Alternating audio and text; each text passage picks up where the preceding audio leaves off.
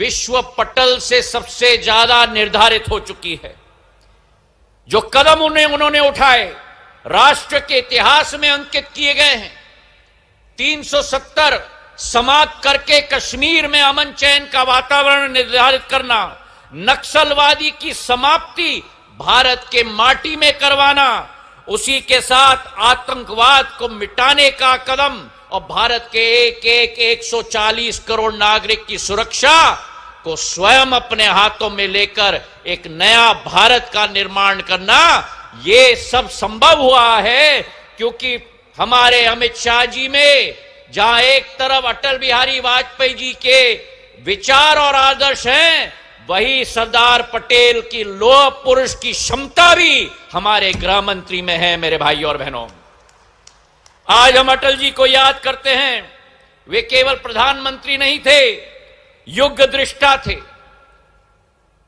और ग्वालियर केवल उनकी जन्मभूमि नहीं थी, ग्वालियर उनकी संस्कार भूमि थी। और इस ग्वालियर की माटी ने उनके व्यक्तित्व का निर्माण किया। सुशासन की इनकी सोच, और मेरे लिए एक व्यक्तिगत भावनात्मक दिन है क्योंकि सिंधिया परिवार की एक पीढ़ी नहीं, दो पीढ़ी नहीं, लेकिन 3 पीढ़ियों का संबंध सम्मानीय अटल जी के साथ रहा। मेरे आजोबा शिवाजीराव महाराज ने उनके साथ जो संबंध था, शिक्षा में उनका योगदान दिया।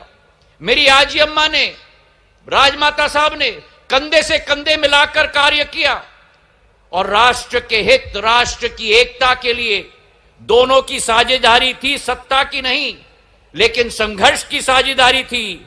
उनके जो विचार थे, राष्ट्र प्रथम का विचार, उनका विचार था लोकतंत्र की मर्यादा बनाने का विचार, उनकी विचार थी राजनीति में शुचिता लाने की विचारधारा।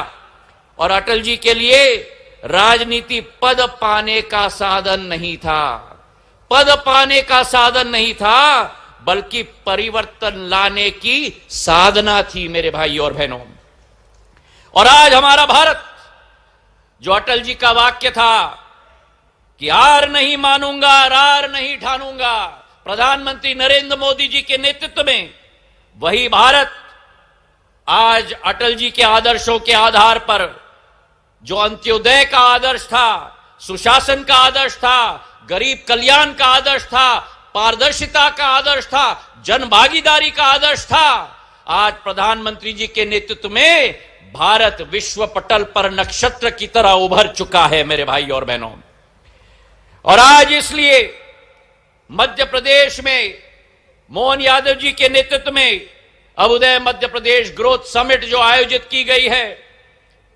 30 लाख करोड़ रुपए के निवेश पिछले 2 वर्षों में, जिसमें से 9 लाख करोड़ जमीन पर उतर चुके हैं।